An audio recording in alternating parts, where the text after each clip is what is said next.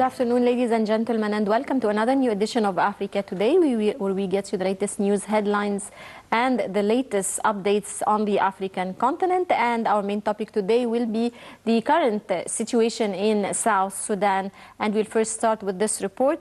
The World Food Programme, WFP, said some 3.6 million people in South Sudan face severe food shortages, the highest levels ever experienced at harvest time. And the crisis is likely to worsen when food from the current harvest runs out next year.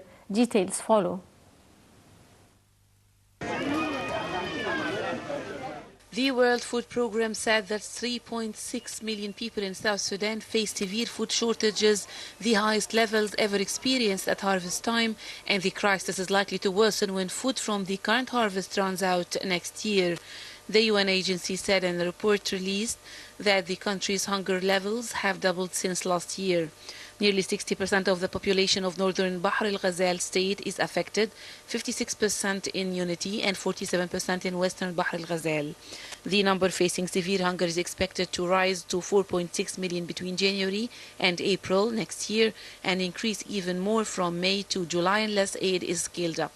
South Sudan descended into civil war in December 2013 when a row between President Salva Kiir and his sacked deputy Riek Machar ended with fighting that often erupted along ethnic fault line. A peace deal was signed in 2015, but violations have been frequent and heavy fighting broke out again in July. More than 1 million people have fled to neighboring countries and another 1.87 million people are internally displaced.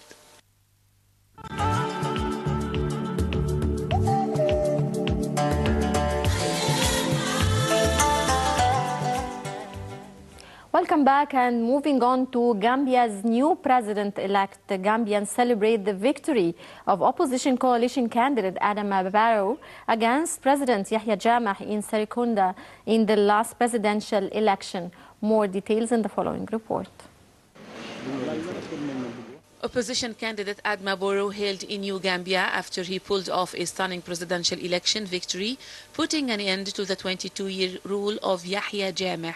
Jammeh, who also been frequently accused over the years of suppressing his opponents, conceded defeat on television, accepting that the Gambians had decided that he should take the back seat.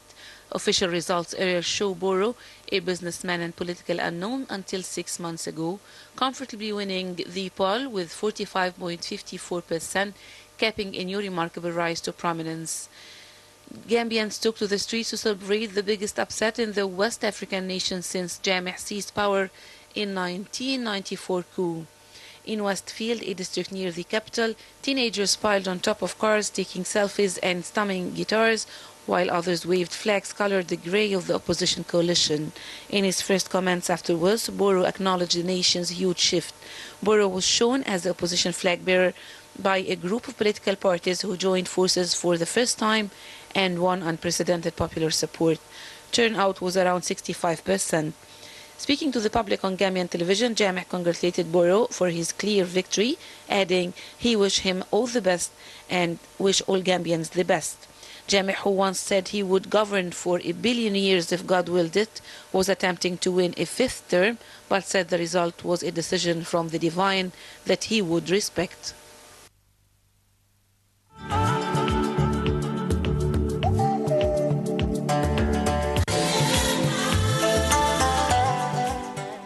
Welcome back, ladies and gentlemen, and we're glad to be joined here today by Ambassador Ahmed Haggag, former Secretary General of the African Society.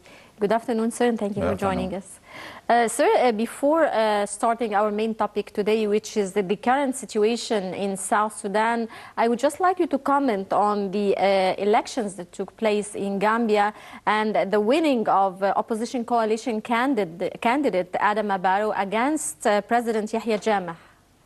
I think this is a turning point in the history of elections and democracy in Africa. Nobody expected that the current president will concede defeat to his opponents.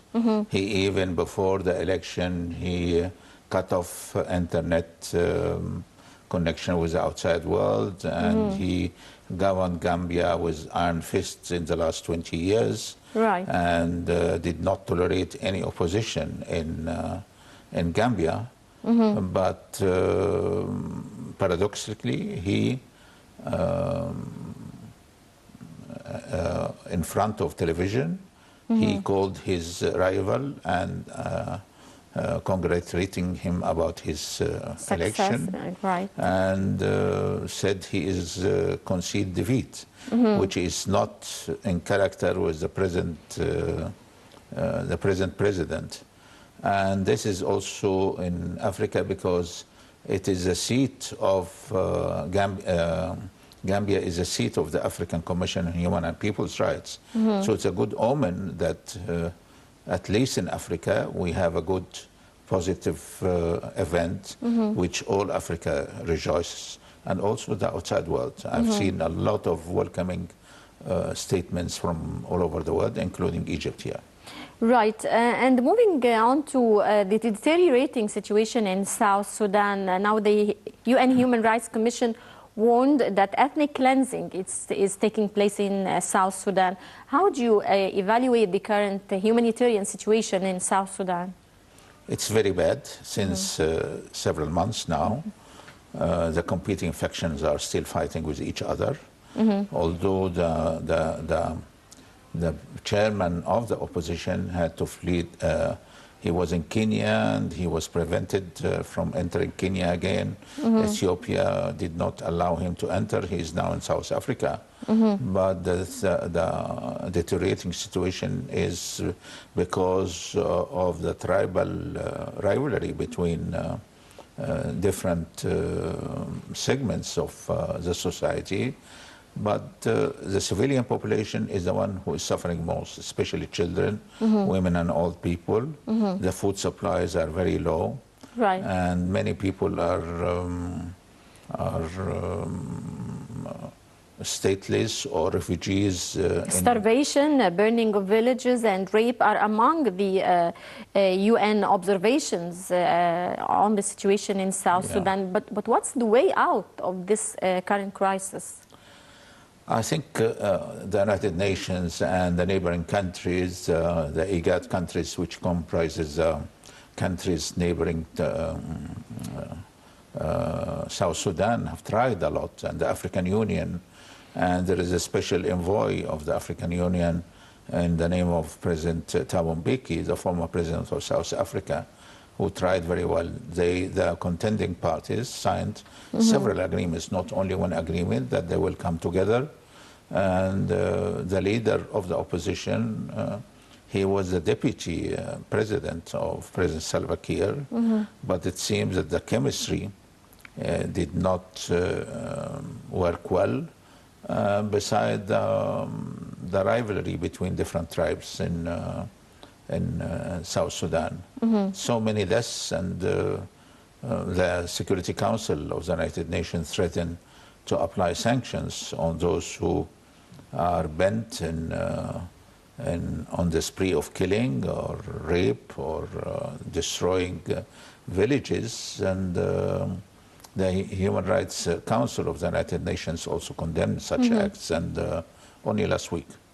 Right. Do you believe that what's taking place is being set for a repeat of what took place previously in 1994 in Rwanda? A reference of the killing of 8,000 people, mostly Tutsis and moderate Hutus. Do you think, is there any comparison between what's taking place? In Rwanda, the killing was much more. That's 500,000 people who perished in the conflict over there.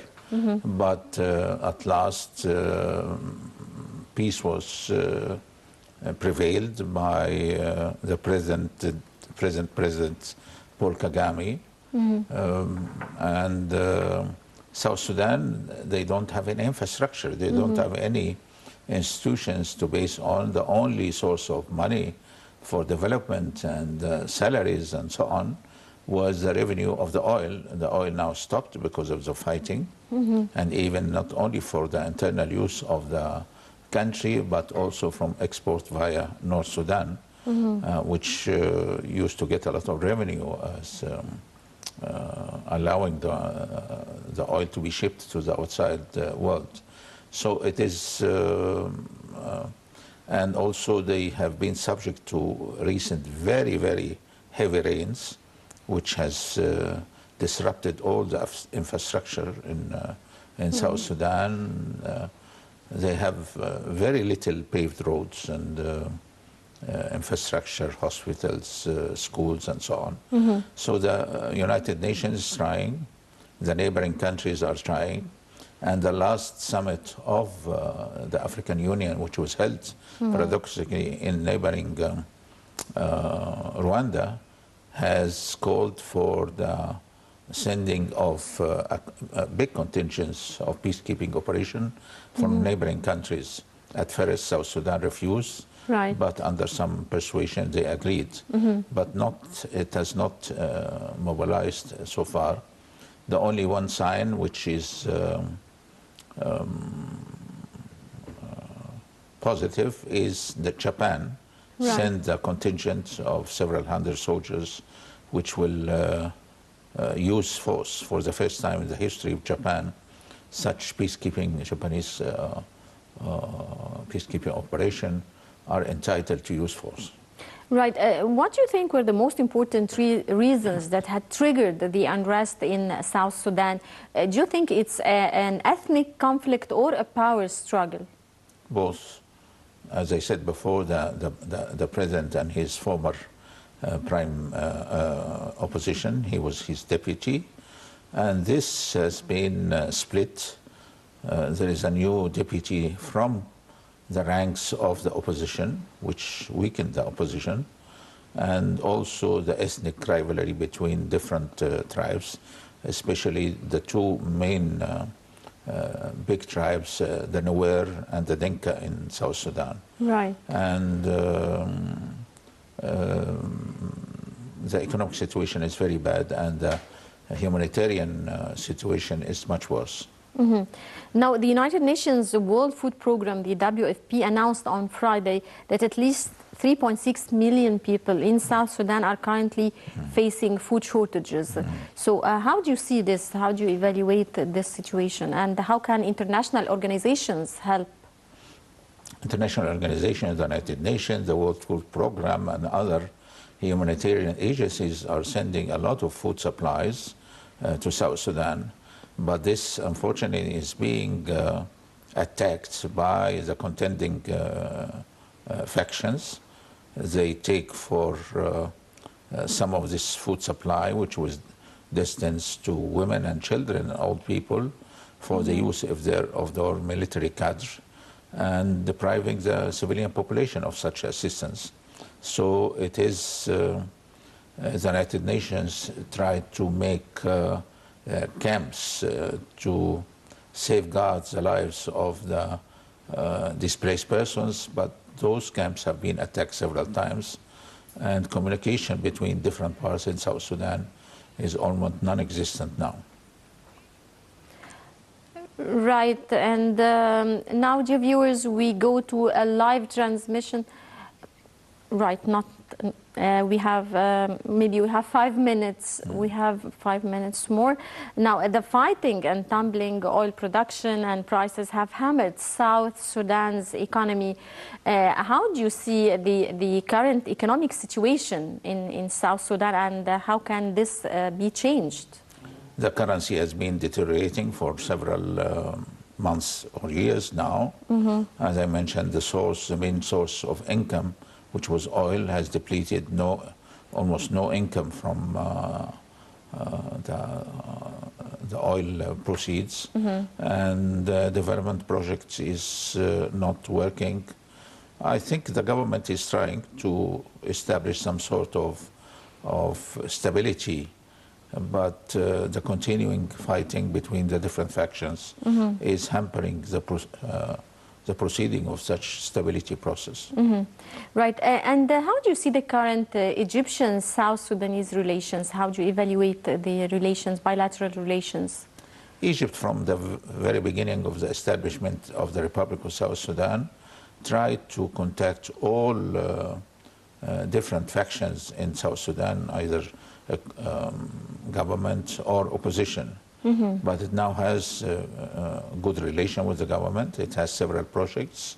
They are digging wells and making small dams for water and sending experts like doctors, engineers, and they have some clinics. And here in Egypt, we have hundreds of South Sudanese students. One point is that half of the cabinet of the present government in South Sudan have been educated in Egypt in different universities. Right. Also, the situation regarding Blue Nile and South Kordofan states, how does this affect the economy of Sudan in general? This is, there is some friction or disagreement between South Sudan and the Republic of Sudan. There is no agreement about the border, no agreement about the delineation of the border. And Khartoum is accusing South Sudan that it is allowing different opposition to Khartoum government to operate from South Sudan. And the president of Sudan met with Riek Machar and agreed that South Sudan will stop such allowing the opposition parties of the north from operating in the south. And sometimes it is implemented, sometimes it is ignored. What is the way forward, in your opinion, for both Sudan and South Sudan? The Security Council threatened that it's going to apply sanctions on all sides, which continue war activities and attacking civilians. And there is a special envoy of the United Nations Secretary General, Mr. Adam Adinga, Senegalese, who is responsible to monitor genocide incidents all over the world. He warned that South Sudan is witnessing such a phenomenon now, but the government of South Sudan is denying that it is targeting its opposition with genocidal incidents. And how do you see the international community stance from what's taking place in South Sudan? The international community is preoccupied with other conflicts, not only in Africa, but outside Africa. We have Somalia, we have Democratic Republic of Congo, we have other parts in Sudan itself. So there is not enough concentration or attention to development in South Sudan. And also the major power, especially the United States, are preoccupied now by the new President-elect Trump and the transition from Obama to President-elect Trump. So the international community concerning South Sudan, sort of a limbo or some suspension, but it will come again, especially from the neighboring country and the African Union, which is feeling very much the effects of the deteriorating situation in South Sudan, not only for the people of South Sudan, but also for neighboring countries. I would like also to move on to the cultural relations with South Sudan. A lot of students from South Sudan are studying here in Egypt, and also we have doctors being sent over there. How do you think we can further strengthen our cultural relations with our Sudanese and South Sudanese neighbors? We try to train in order to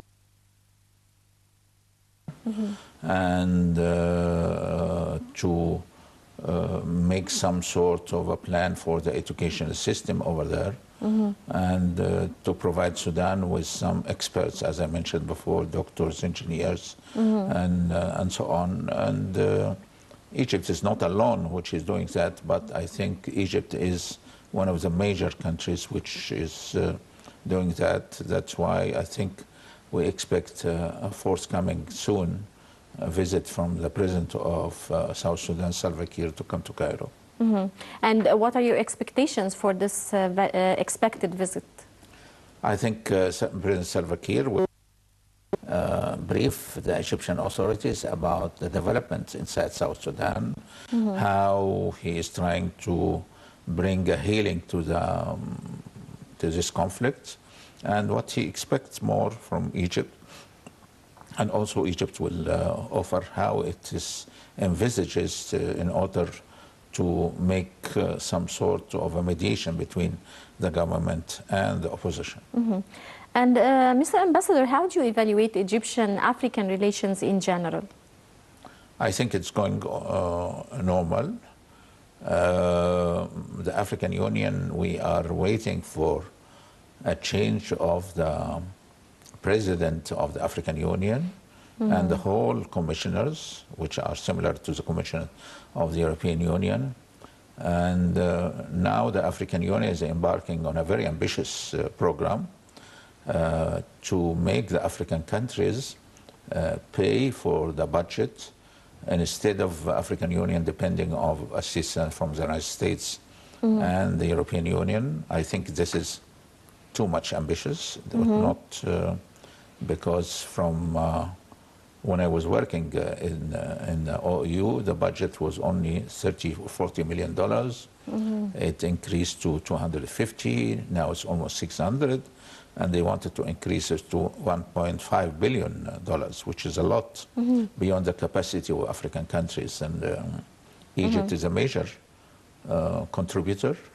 Egypt and other 4 countries, we pay almost 75% of the budget.